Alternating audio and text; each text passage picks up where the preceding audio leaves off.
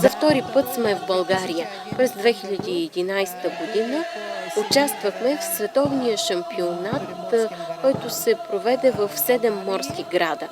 Значи, преди цели 7 години сме били в България. Тук представяме фолклорна програма, в която сме включили 5 жанра от нашия фолклор на Якутия. Това са алгъс таю, чабърка, това означава скоропоговорка, песни, дегерен, танц алгъс и импровизация на хомус и още национален танц осохай.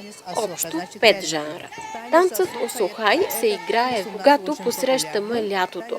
Този танц при нас е много популярен и е вписан в рекордите на Гинес. 15 000 човека участваха в едно такова хоро. Това е хомус, наш национален инструмент. Прави се в Якутия от наши якутски майстори. Это бубен. Това е бубен, ритуален инструмент, на якутски се казва кюнгур.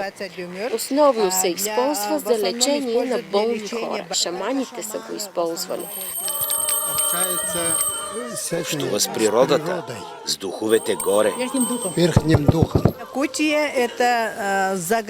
Якутия се намира в Сибир, отвъд планината Урал, около Северния ледовит океан.